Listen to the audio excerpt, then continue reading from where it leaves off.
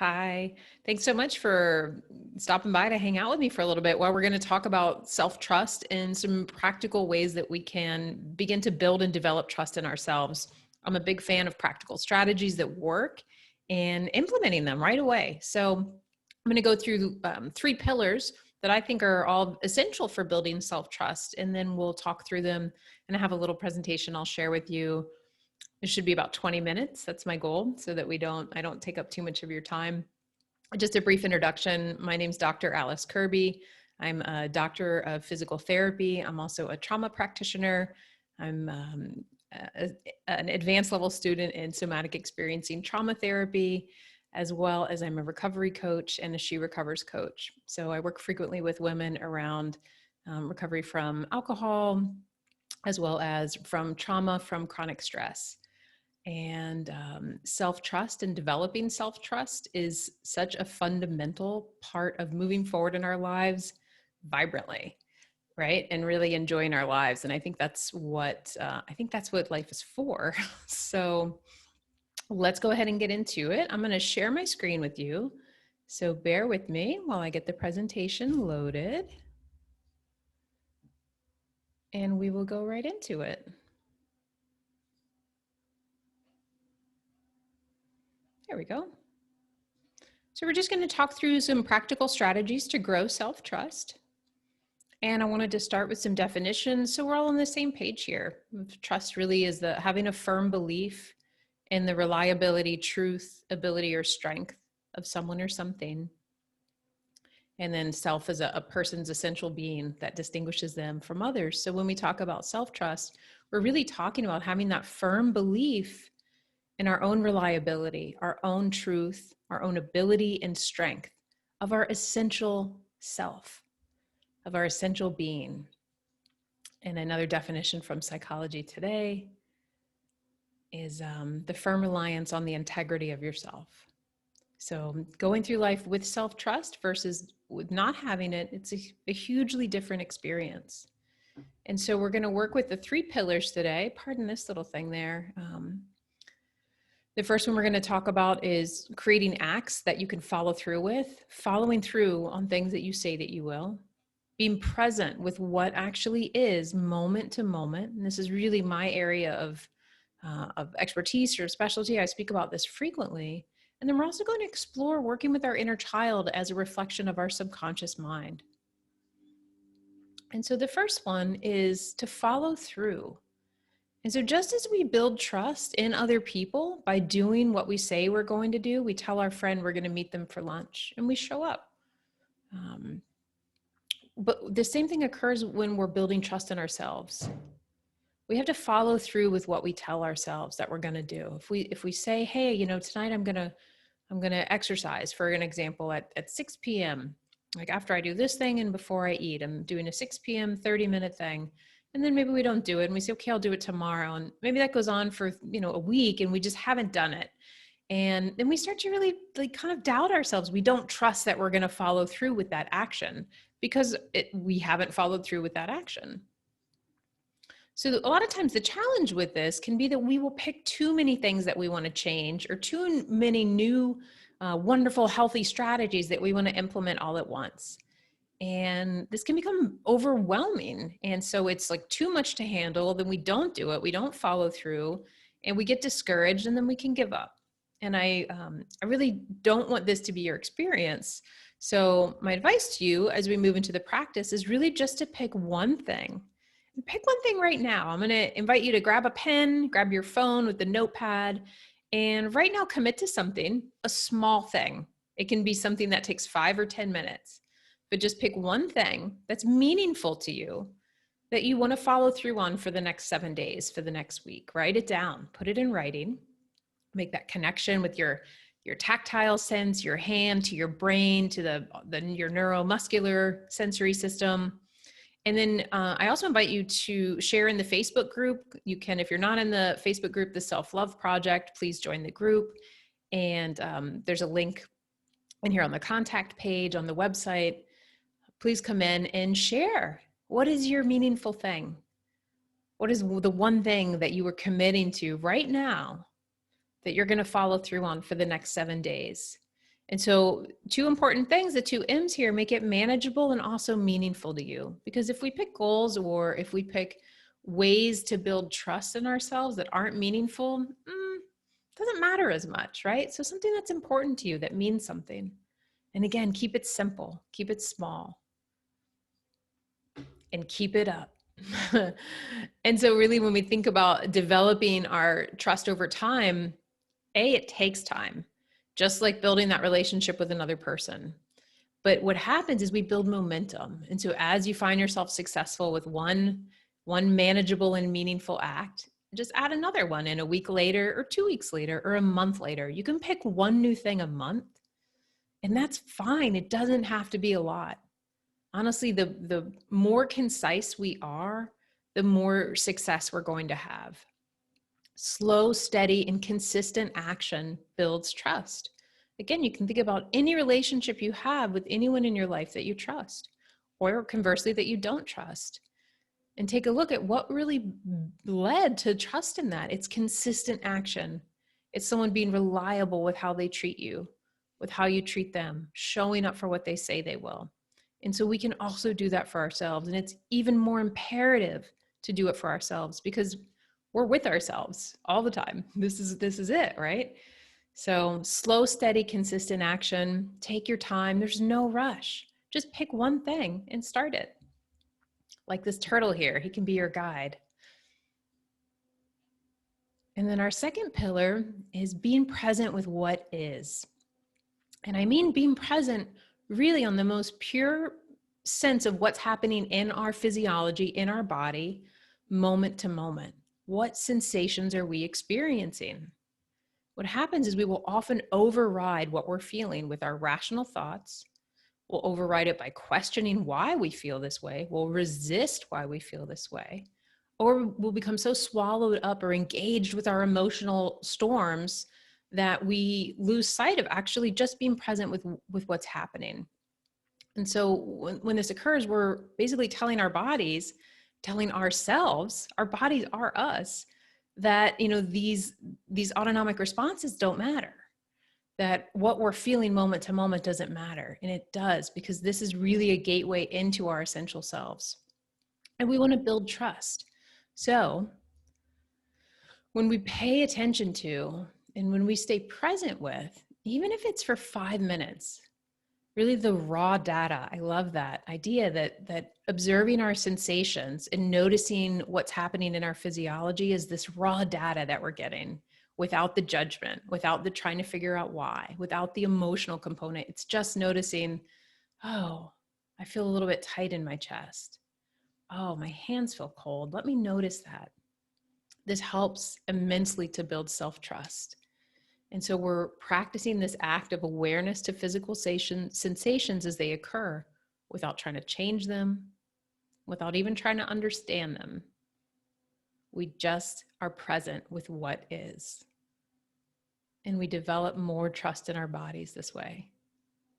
As we are present with the experience of ourselves, we experience more of ourselves. And so let's practice for a minute.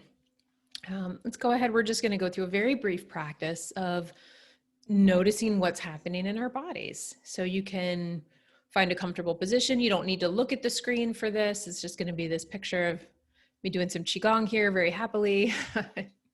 And go ahead and close your eyes if that's comfortable for you. And just notice your feet on the ground.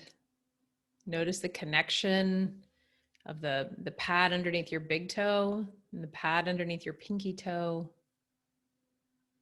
Notice either side of your heel in connection with the ground. And then just see what else you notice in your feet. Maybe there's not much. Maybe there's a little warmth. Maybe they're cool.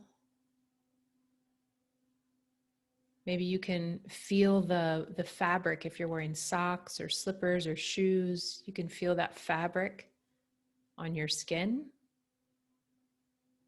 But really, whatever's there, I invite you just to notice it. be curious about it and just check it out. Observe. Observe what's naturally occurring. Then you can kind of shift your awareness up your legs, up your lower legs, your knees, the back of your knees, up your thighs and your hips, your abdomen. And as we're doing a sort of a rapid, more of a rapid scan here, we're moving kind of quickly. You can just notice anything that jumps out at you.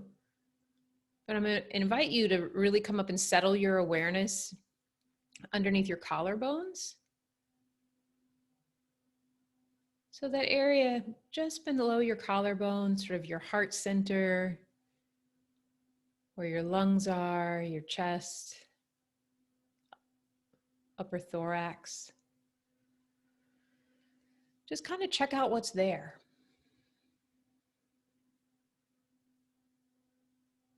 And if you can, try to stay away from questioning why something's there or trying to figure it out. Just notice what happens to be there. And if it doesn't feel like there's much of anything, I'm going to invite you to go just a little deeper with your awareness. What happens if you go a little deeper in your observation? Are you aware of a sense of opening, perhaps, or of settling? Maybe there's a little tightness. Just being present with whatever's there. And then I'll invite you to continue to bring your awareness up your neck to your face and your head. And just feel your head kind of floating in space, being attached via your neck. And when you're ready, you can open your eyes. And let's take a minute and use our orienting tool. So we're just going to visually orient. And what I mean by that is to let your eyes be drawn around your environment. I'm going to do it with you here. And if you can, see if you can let things come into your field of vision more than seeking them out with your vision. So let your eyes settle back into the sockets. Let things come into your field of vision. And just notice you're here and now, back with me, where we will carry on our talk here. Since this is a lot of the work I do, I like to slow down and give a brief example of this practice of observing the sensations, observing that raw data of our moment-to-moment experience. And so the challenge with this practice is we can become distracted very easily. We can also second guess ourselves with this. And I use this work a lot, and a lot of times it's kind of like, well, wait, why am I doing this? And there's a lot of really good scientific reasons that why we're doing it. We're working with the autonomic nervous system. We're sort of courting some of our subconscious and lower brain structures. But really, we're being present with ourselves moment to moment. And that's such a wonderful reason to do this work.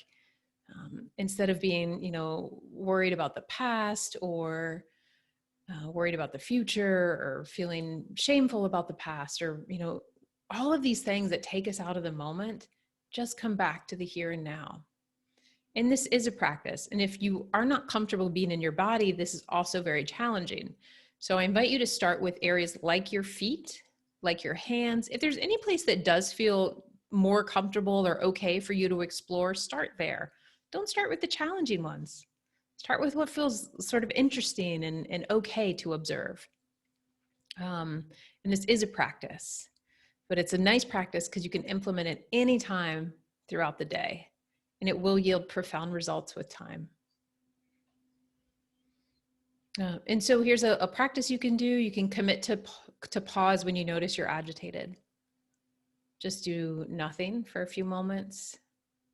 Locate, observe any sensations. Don't try to figure them out or push them away. Don't try to tell yourself, this is why I feel this way. It's like, okay, not as important right now. Right now, let me just be with what I'm feeling. Simply feel and observe, as long as it's comfortable. If any of this is too uncomfortable, of course, please don't do it, or do it with a skilled practitioner. And these are mild agitations. Start with something that's a little irritating, but just pause. Check in. Oh, I'm feeling this, and this. And that pause alone with the check-in then enables us to make a new choice in how we respond, which is freedom in itself. And so keep it up, with all these practices, just ways to continue to move forward. It does take time. Building trust takes time. Observing your sensations free of judgment takes time. So commit to trying it. Spend 5 to 10 minutes a day or more, and it doesn't have to be a designated practice time. Just pause throughout your day. Check in. And you can pair it with the behavior, maybe taking a drink of water. Okay, I'm going for my sip of water. This is a good time to pause and notice what I'm feeling in my body. And that can be really useful to pair it with an activity that you're already doing. You can, set little timers, but I actually really like pairing it with the drink of water because hopefully we're drinking water all throughout our day. So it gives us many opportunities to practice. Simply identify sensations and observe them. Sounds really easy and it can be very challenging. So if it is challenging, you're not alone. This is a new thing for many of us. So start with what feels pleasant and practice. And so our third pillar is working with our inner child.